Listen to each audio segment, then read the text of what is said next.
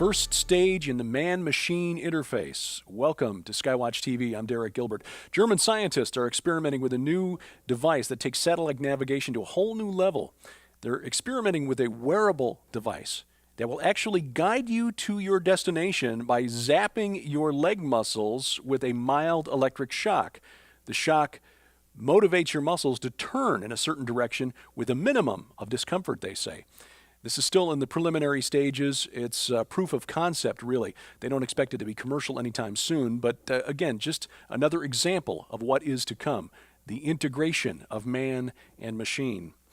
Canada may be following Great Britain into joining something called the Chinese Asian Infrastructure Investment Bank. This is perceived as a counter to the World Bank, which is backed by the United States and is arguably the most influential financial institution in the world today.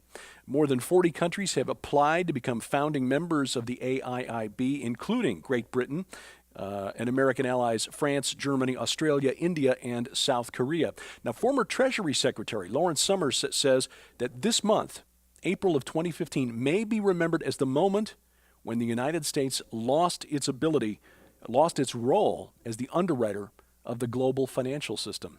What does this mean for us Americans? Hard to say just yet.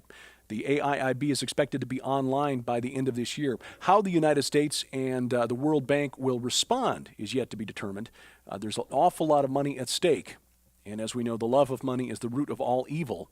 The love of lots and lots of money is the root of lots and lots of evil.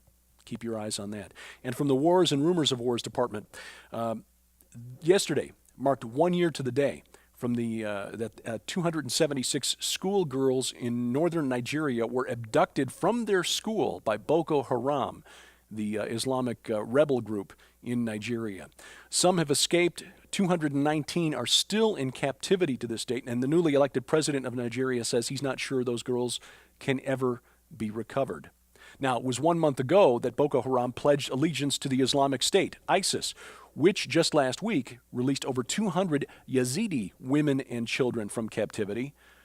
Among those, a 9-year-old girl who is pregnant after being raped repeatedly by her captors. She's now being cared for by a medical charity in Germany. And we read, according to reports, that whether she has the baby or the baby is taken by cesarean section, either way will be a threat to this young girl's life. Come quickly, Lord Jesus. Subscribe to our YouTube channel. You'll get these daily video updates and our weekly television programs. You'll get notice of them sent directly to your email box. You'll find a subscribe link at our YouTube channel, which is YouTube/SkywatchTV_official. Keep watching. I'm Derek Gilbert, and this is Skywatch TV.